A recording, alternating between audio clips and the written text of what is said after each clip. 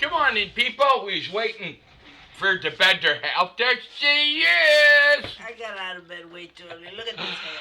Yeah, we had to, well, early for us, we should say. Oh, I'm sure. Yeah, we're old people. Back in the day, we'd get up at 5 in the morning. Yeah, Not so but, anymore. yeah. I refuse. I would be up and out of the house before the sun. I mean, I'd be the first one to work unlocking the door, but those are days gone by. Now early for us was 7 o'clock. That's right. We had to take Kitty Cat over there to the vet to get him fixed because my daughter wants him to be an indoor cat.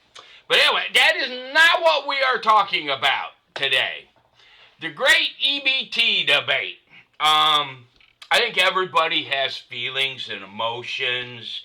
I mean, what really irritates me is the threats from the left. But look, I don't care what you think. We are here with the EBT thing for one reason and one reason only. The Democrats voted 12 times to keep the government shut down. I mean, you can make any argument you want, but that's the simplest and the truest explanation. Now, let us qualify this. My mother-in-law, she'll starve without EBT, but unlike, I guess, a lot of you people, I don't understand really, because it's like she's part of our family, so we're picking up the slack. It's tough. It puts a little crunch on everybody, but it's perfectly fine, okay? So we're picking that up. Now, if what you see online you can believe, which some of it's probably true, I would say, some of it's not, we have been on EBT, 2-3 times, man? 2 times for yes, yeah, 2 times, right? And we really needed it, and we were grateful to have it. But this is not supposed to be a lifelong endeavor. You're supposed to work your way out of it, okay? Somehow, what I've noticed in the country is we have this attitude that it's owed to me. That's a really dangerous attitude because you think it's the government that's paying you this money. It's not. It's people like me, all right? So me and my wife are not only having to help my mother-in-law, all right? But now we have to help you too. I don't believe that this EBT should be a lifelong venture for people. I don't believe these entitlements should be lifelong for anybody. I believe that everybody should be working. I believe, if you're a stay-at-home mother and your husband is working and providing for the family, or if you're a stay-at-home father and your wife is working and providing for the family, it is that, you should be paying your own way. This is not guaranteed to have someone feed you for the rest of your life because you don't want to go to work. But for right now, I mean, what really irritates me is these threats of violence. I'm going to go steal it. So great, not only are you lazy and you refuse to work, but now you're going to be a thief. Commit a crime, yeah. Right, so that really makes me want to use my hard-earned tax dollars to feed you. I mean, I don't like threats. I don't like the bullying. All my life I've worked against bullying. Well, when I was a kid, all kids are kids. But you know what I mean? And there are other options. I mean, you can go to the church. There are food pantries. Family, but I just, right now, especially with all you people getting on TikTok and threatening violence, I don't care if they ever bring EBT back. I do know that Wix program, that was a godsend when we were children because that freed up money for disposable diapers. Yeah, that was it. But look, if I may say a while ago we watched this thing about I've been studying on women and stuff, right? And through the Christianhood, so to speak. A while ago, we watched this show with Vodi Bakum, and he Yeah. did an experiment. Everybody for Bodie. Take a teenager and take her to the women's thing and tell her that all she wants to do is be a mother and have a child and get married, and the mothers will, every woman will say, no, you have to have an education, yada yada yada. Now, he portrayed this as the women, the godly women, being bad and giving the young woman bad advice because they want her to have an education and have a career and have all of this and that. Obviously, there's a balance with all of this, but look, a lot of people that are on food stamps as well are there because they have no one to help them.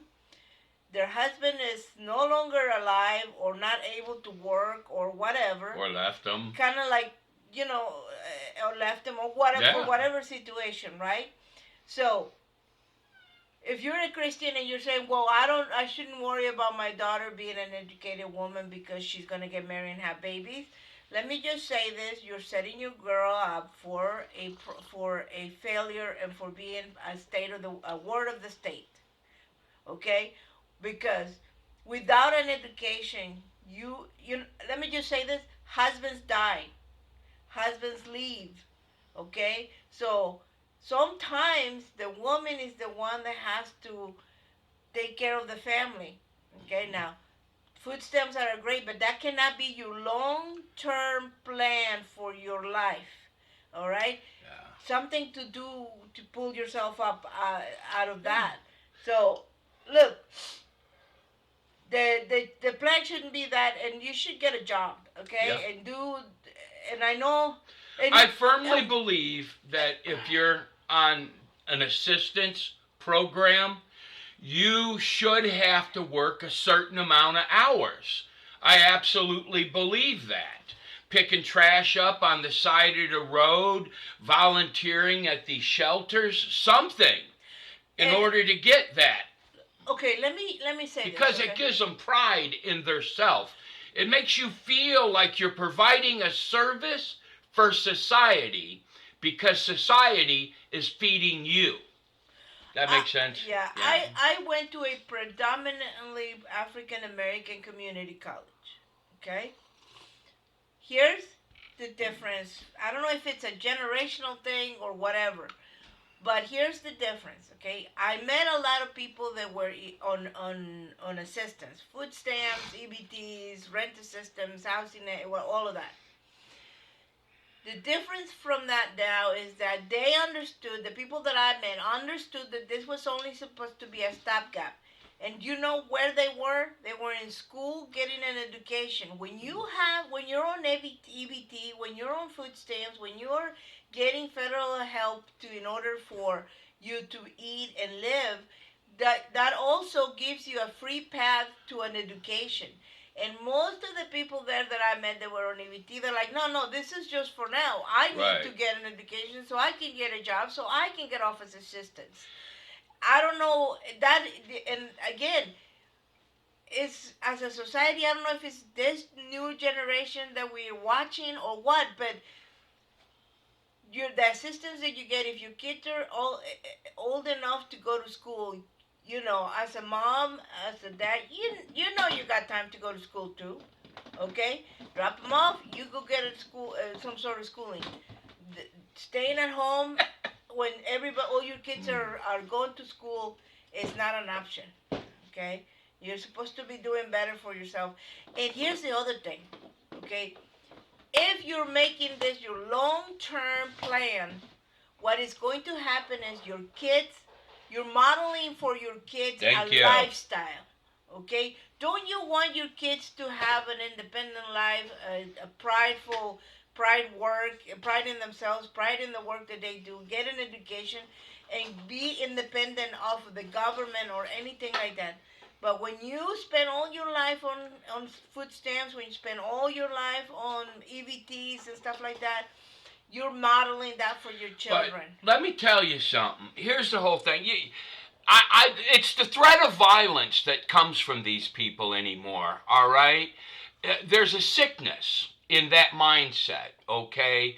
I'm going to go in there, I'm going to take what I want. I'm going to tell you right now, if I'm in a grocery store and I see someone stealing, I'm going to stop you, okay? I will, all right? Because it's not right. And I'll tell you why it's not right. Because when you steal, it makes things more expensive for everyone else. You are working against society.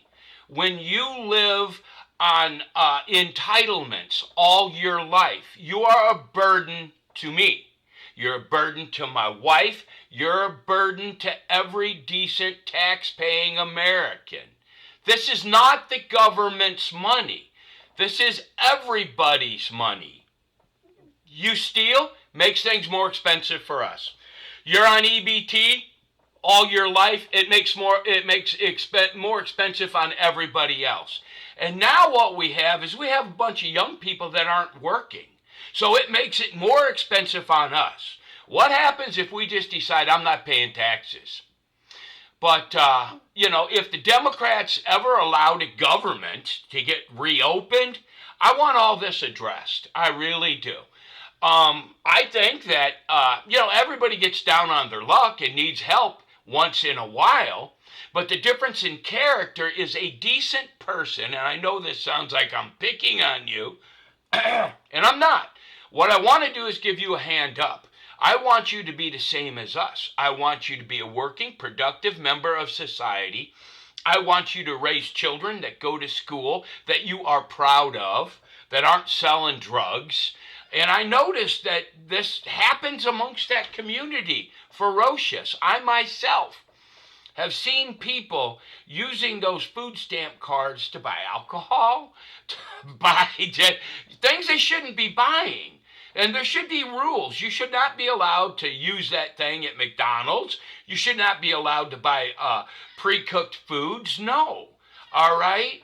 The WICS program, I like that. I think that the WICS program, they got it right. But this EBT stuff, no. If you're getting EBT, all right, and you're not an old person and you're physically capable of working, right? I believe that you should work. I mean, the government can find lots of things for you to do. I believe if you're on government assistance, you should be tested for drugs once a month. All right? A random test, rev it through the month, and if you're on drugs, you don't get your checks.